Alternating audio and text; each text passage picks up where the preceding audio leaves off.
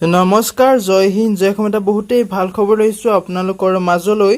পুনৰ এছএছচি ফালৰ পৰা নতুনকৈ পোষ্ট মুকলি হৈছে 2025 বৰ্ষৰ কাৰণে 14,000 প্লাছ পোষ্ট মুকলি হৈছে।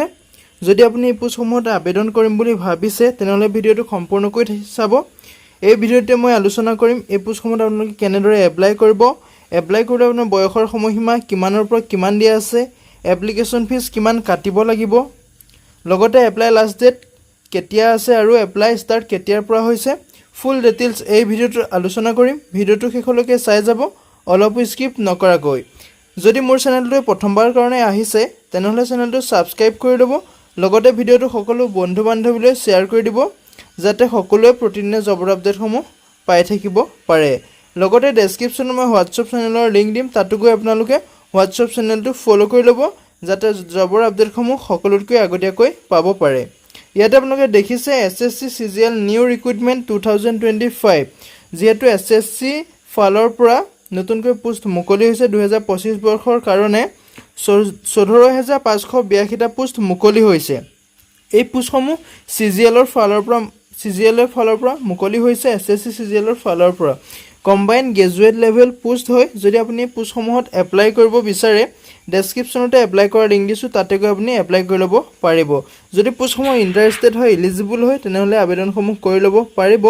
ডেছক্ৰিপশ্যনতে মই এপ্লিকেশ্যন লিংক দিয়া আছে, তাতে গৈ আপুনি আবেদনসমূহ কৰি ল'ব পাৰিব। ইয়াতে লিখা আছে SSC CGL 2025 recruitment notification. SSC CGL 2025 notification has released on 9 June 2025। যিহেতু নটিফিকেশ্যন 9 জুন তাৰিখতে ওলাই গৈছে আৰু তেতিয়াৰ পৰা আপোনালোকৰ এপ্লাই প্ৰচেছটো চলি আছে। বৰ্তমানো আপোনালোকৰ এপ্লাই প্ৰচেছটো চলি আছে। লাষ্ট ডেটটো কেতিয়ালৈকে আছে মই সকলো কৈ যাম, ভিডিঅ'টো চাই যাব অলপো স্কিপ নকৰাকৈ। যদি আপোনালোকে এতিয়াও আবেদন কৰা নাই, কৰিম বুলি ভাবিছে, ডেছক্ৰিপশ্যনতে লিংক আছে, আপুনি আবেদন কৰি ল'ব পাৰিব। বহুখিনি সময় আছে আপোনালোকৰ মাজত। যদি আপুনি এতিয়ালৈকে এপ্লাই কৰা নাই আপুনি এপ্লাই কৰি ল'ব পাৰিব। যদি ভিডিঅ'টো ভাল পায় এটা লাইক কৰিব আৰু মোৰ চেনেলটোলৈ যদি প্ৰথমবাৰৰ কাৰণে আহিছে তেনেহ'লে চেনেলটো ছাবস্ক্ৰাইব কৰি ল'বলৈ নাপাহৰিব। ইয়াতে এছএছচি চিজিএল ৰিক্ৰুইটমেণ্ট 2025ৰ যিটো ডিটেইলছটোৰ হৈছে, অৰ্গেনাইজেশ্যনটোৰ নেম হৈছে staff selection commission SSC.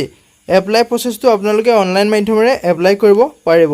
Apply last ডেটটো 4/7/2025 তাৰিখলৈকে আপুনি আবেদনসমূহ কৰিব পাৰিব। যিহেতু 4 জুলাই তাৰিখলৈকে আপুনি এপ্লাইটো কৰিব পাৰিব। এতিয়াও বহুখিনি সময় আছে।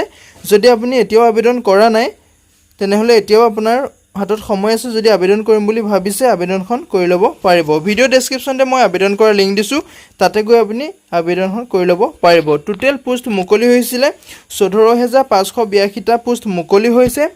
পোষ্টটোৰ নাম হৈছে কম্বাইন গ্ৰেজুৱেট লেভেল চিজিএলৰ পোষ্ট হয়। যদি আপুনি গ্ৰেজুৱেশ্যন কমপ্লিট কৰি থৈছে তেতিয়া এই পোষ্টসমূহত এপ্লাই কৰিব পাৰিব। জব লোকেশ্যনটো হৈছে অল অভাৰ ইণ্ডিয়া, ভাৰতৰ সকলো ঠাইতে আপুনি জবটো কৰিব পাৰিব। অফিচিয়েল ৱেবছাইটটো হৈছে ssc.gov.in।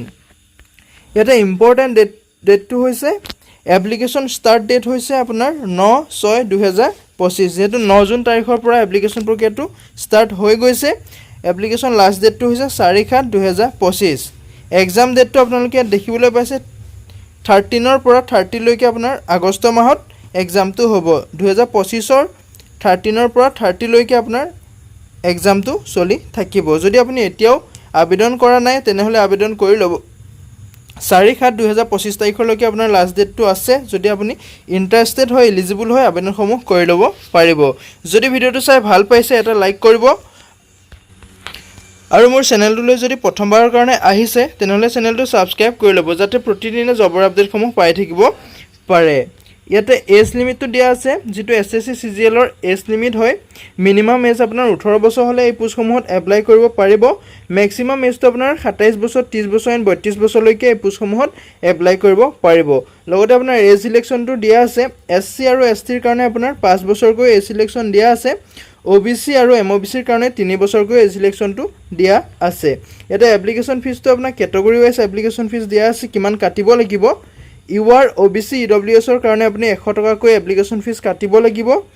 SC ST PWBD ESM ইয়াত কোনো ধৰণৰ এপ্লিকেশ্যন ফিজ কাটিব নালাগে যদি আপুনি ফিমেল কেণ্ডিডেট হয় তেতিয়াও আপুনি ইয়াত কোনো ধৰণৰ এপ্লিকেশ্যন ফিজ কাটিব নালাগে পে'মেণ্ট মোডটো আপোনালোকে অনলাইন মাধ্যমেৰে পে'মেণ্ট কৰিব পাৰিব phone pay' Google pay' internet banking যিকোনো মাধ্যমেৰে আপুনি পে'মেণ্টটো কৰিব পাৰিব SSC CGL ৰিক্ৰুটমেণ্ট 2025ৰ ভেকেঞ্চি ডিটেইলছটো হৈছে পোষ্ট নেমটো হৈছে কম্বাইণ্ড গ্ৰেজুৱেট লেভেল পোষ্ট ইয়াতে টোটেল পোষ্ট যিহেতু আপোনালোকে গম পাইছে 14582টা পোষ্ট মুকলি হৈছে বহুখিনি পোষ্ট মুকলি হৈছে যদি আপুনি ইণ্টাৰেষ্টেড হয় এলিজিবল হয় আবেদনসমূহ কৰি ল'ব পাৰিব এতিয়াও ডেট আছে আপোনাৰ 4/7/2025 লৈকে বহুখিনি দিন আছে আপুনি যদি আবেদনসমূহ কৰা নাই এতিয়াও আবেদনখন কৰি ল'ব পাৰিব ইয়াতে SSC CGL ৰিক্ৰুটমেণ্টত 2025ৰ এলিজিবিলিটি দিয়া আছে আপুনি যদি এটা গ্ৰেজুৱেশ্যন কমপ্লিট কৰি থৈছে বেচেলাৰ ডিগ্ৰী কৰি থৈছে তেতিয়া আপুনি এই পোষ্টসমূহত এপ্লাই কৰিব পাৰিব সকলো পোষ্টত আপোনাৰ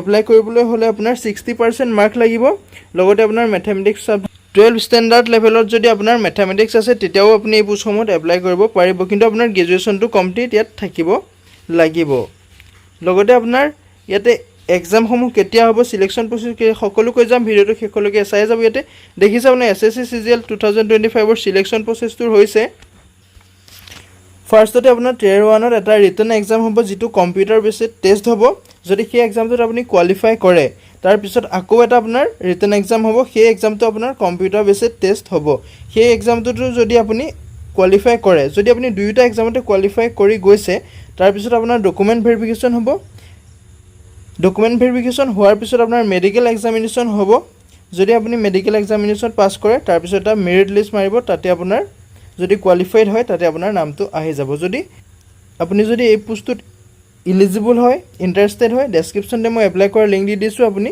এপ্লাই কৰি ল'ব পাৰিব লগতে ডেসক্ৰিপচনত মই WhatsApp চেনেলৰ লিংক দিছো WhatsApp চেনেলটো ফলো কৰি ল'ব যাতে প্ৰতিদিনে জবৰ আপডেটসমূহ পাই থাকিব পাৰে আজিলৈ ভিডিঅ'টো ইমানেই আছিল যদি ভিডিঅ'টো চাই ভাল পালে এটা লাইক কৰিব কমেন্ট কৰিব আৰু ভিডিঅ'টো সকলো বন্ধু বান্ধৱীলৈ শ্বেয়াৰ কৰি দিব যাতে সকলোৱে জবৰ আপডেটসমূহ পাই থাকিব পাৰে লগতে চেনেলটোলৈ যদি প্ৰথমবাৰ কাৰণে আহিছে চেনেলটো সাবস্ক্ৰাইব কৰি ল'বলৈ নাপাহৰিব জয় হিন্দ জয় অসম